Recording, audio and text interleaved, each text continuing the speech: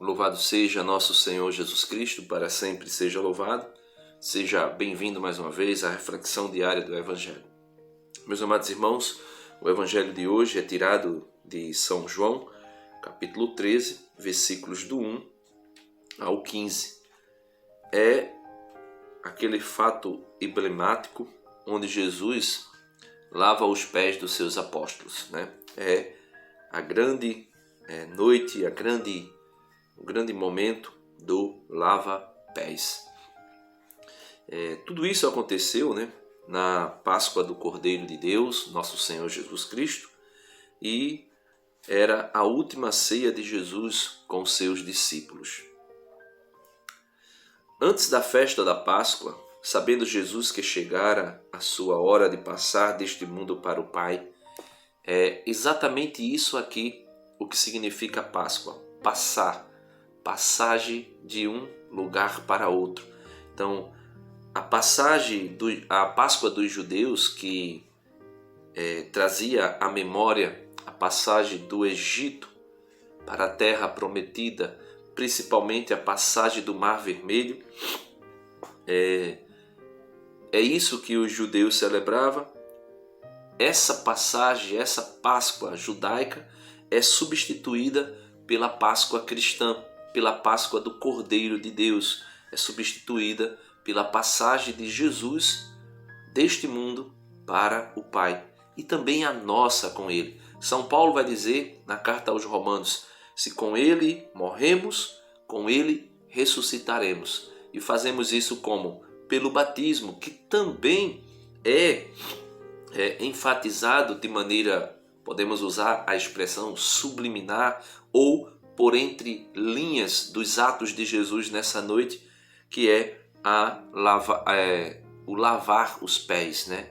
Esse ser limpo, ser purificado por uma ação de Cristo através da água que lava os pés. Então, essa passagem de Jesus para junto do Pai, nós o acompanhamos quando nós aceitamos o seu projeto redentor. E a gente vai ver que Pedro queria se fazer ausente dessa situação, achando-se indigno de que Cristo lavasse os seus pés, e de fato o era, mas existe aí no projeto de Cristo, né? Existe aí, por meio do Pai, do projeto do Pai, uma ação de Cristo nesse sentido. Mesmo sem nós merecermos, Ele vem nos servir. Continuando o texto: tendo amado os seus que estavam no mundo, amou-os até o fim. Então Jesus ama os seus apóstolos até o instante final de sua vida, que é ali a sua morte na cruz. Durante a ceia, quando já o diabo pusera no coração de Judas Iscariotes, filho de Simão, o projeto de entregá-lo, sabendo que o Pai tudo pusera em suas mãos e que ele viera de Deus e a Deus voltava, ou seja, sua Páscoa, levanta-se da mesa, depõe o manto e, tomando uma toalha, cinge-se com ela. Depois põe água numa bacia e começa a lavar os pés dos seus discípulos e a enxugá-los com a toalha com que estava cingido. Então veja, Jesus aqui faz o serviço, né? Faz a ação que era própria de um escravo. Veja, Jesus, que foi vendido como escravo por Judas, agora realiza atos que são comuns para o escravo. Lavar os pés do outro, lavar os pés de alguém, era o ato de submissão e de escravidão. Ou o ato de alguém que se colocaria diante daquele ao qual ele lavava os pés como que um escravo. E Jesus o faz por amor aos seus apóstolos, porque ele diz: amou os seus até o último instante. E durante esse período, durante essa ação amorosa, veja, Jesus realiza essa ação amorosa para com os seus discípulos, e mesmo diante desse ato de amor de Jesus, não um amor com palavras, não um amor simplesmente de falar da boca para fora, mas um amor concreto, aquilo que São João diz na sua carta: filhinhos, não amemos somente com palavras, mas com gestos, com atos concretos, com ações concretas. Jesus toma uma toalha, toma uma bacia com água e começa a lavar os pés dos seus apóstolos. Uma prova do seu amor concretamente. E veja o que diz: Satanás colocou naquele momento o projeto, ou melhor, colocou naquele momento, entrou no coração de Judas um projeto para atrair Jesus.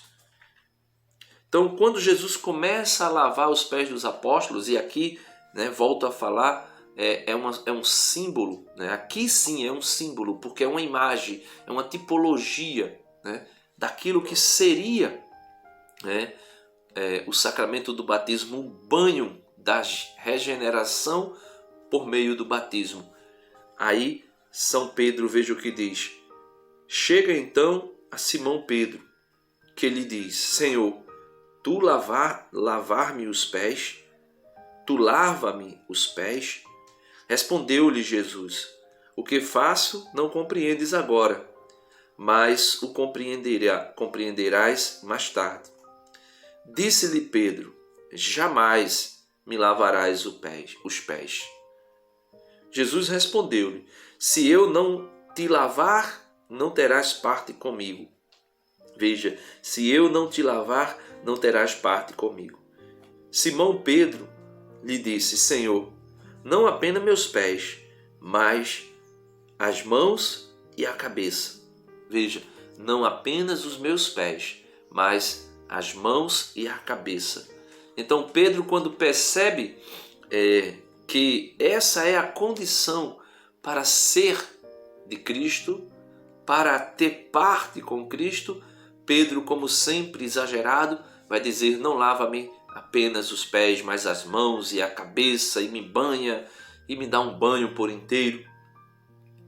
E Jesus vai dizer: quem se banhou não tem necessidade de se lavar, porque está inteiramente puro.